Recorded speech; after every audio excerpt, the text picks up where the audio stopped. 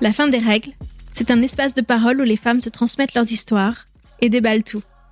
La ménopause sert de point de départ pour parler féminité, transmission et tous les sujets que chaque femme doit redéfinir à la midlife. C'est un récit collectif qui se chuchote à l'oreille. La vie au travail, la vie au lit, les kilos qui ne partent plus, les nuits blanches, mais aussi la libération que cela semble représenter pour beaucoup de femmes. La fin des règles que l'on s'impose, des règles que l'on accepte, la fin des règles, quoi. Allez, venez.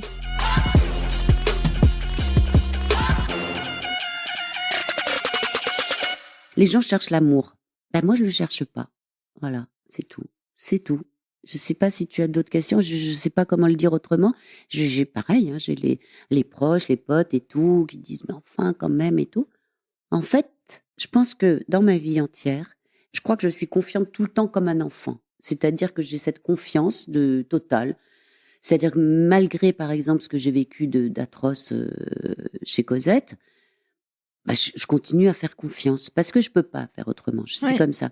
Et donc, quand je parle de cette confiance d'enfant, c'est-à-dire que j'ai peut-être le sens de l'amour exactement comme enfant. C'est-à-dire que si un jour il y a l'amour, il y aura l'amour, donc j'y pourrai rien de toute façon. Donc, si ça tombe dessus, tu l'accueilleras et c'est tout. C'est ça. Je l'accueillerai. Oui, il n'est pas question. Alors si l'autre jour, il y en a une qui m'a bien tourné la tête, Margot, que j'adore, qui m'a dit, non, mais quand on te voit, c'est clair que c'est non. Et là, ça m'a...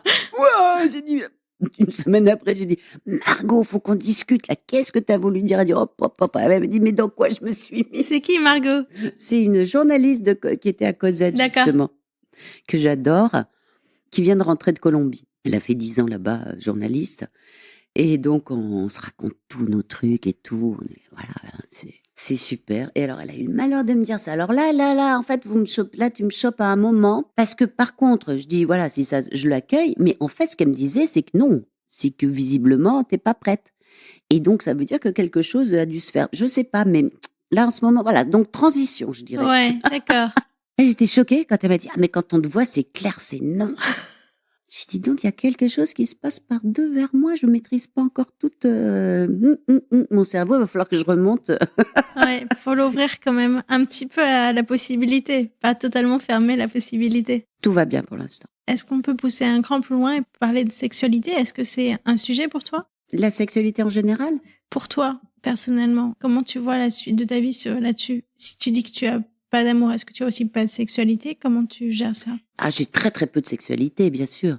Ça va avec, hein. C'est-à-dire que c'est là aussi pour avoir connu beaucoup de choses, le plan d'un soir, tout ça, il y a quelque chose qui se met en retrait parce que ça me fatigue d'avance. Ce qui me fatigue, c'est pas le rapport sexuel, parce que ça encore, t'en aurais envie. C'est pas le rapport sexuel.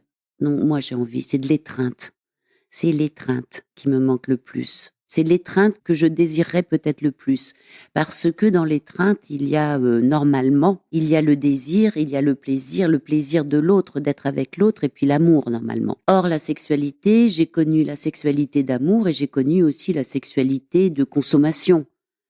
Et la sexualité de consommation m'emmerde. Et telle qu'elle est vendue, elle m'emmerde encore plus. Et je la crois très très dangereuse telle qu'elle est maintenant demandée aux jeunes.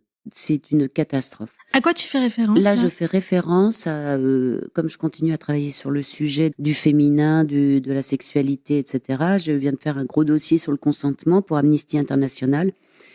Et en fait, j'ai eu des témoignages en parlant du consentement, de jeunes filles qui font des tas de trucs à des mecs qui n'en ont aucune envie, mais qui ont envie de rester cool. Donc, oui, tu peux dire elles sont consentantes. Mais pourquoi? Mais les mecs demandent de ces trucs. Et bien sûr, c'est pas qu'en vouloir aux mecs, c'est dire pourquoi ils veulent de ces trucs, parce qu'il faut aller les chercher quand même. Même moi, qui quand même, bon. Et en fait, voilà, il y a le porno, il y a tout ça, et ça fait que c'est vraiment très compliqué. Et puis aussi, les jeunes entre eux, je sais pas si je peux dire ça, parce que, en tout cas, quand jeune, je dis jusqu'à 30 ans à peu près. Enfin, les exemples que j'ai, c'est une sexualité de bonne santé. Certains, c'est pour être en forme. D'autres, c'est assez revendicatif aussi. C'est de dire il faut faire l'amour. Les femmes, notamment, pour affirmer leur égalité. Et en fait, je trouve qu'on perd beaucoup, on perd l'étreinte, on perd beaucoup le plaisir charnel, en fait. On troque un plaisir très physique, on troque l'amour, la tendresse contre du sexe, uniquement du sexe. Et ça, je l'ai eu aussi. J'ai un copain qui est homo, qui est sur les sites et tout. Et il me dit, mais tu peux pas savoir. Il m'a dit, sur les sites homo. Il me dit, ah bah, je veux te dire, il me dit, à 40 ans, t'es dehors. De toute façon, voilà, c'est raciste comme tout et tout.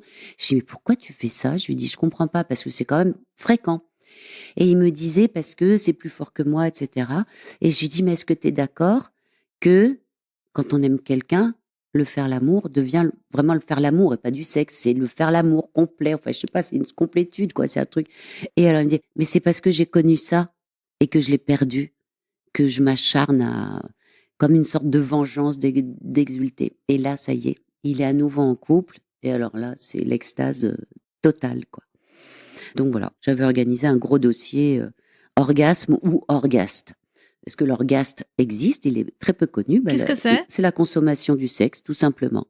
Donc effectivement, un clitoris, si vous je sais pas, même avec un tabouret, vous arrivez à jouir. Si vous savez bien l'utiliser, vous pouvez prendre vos doigts, tout ça existe. Donc, mais en revanche, le déclenchement de cette ivresse d'étreinte, de sexe ça, c'est merveilleux.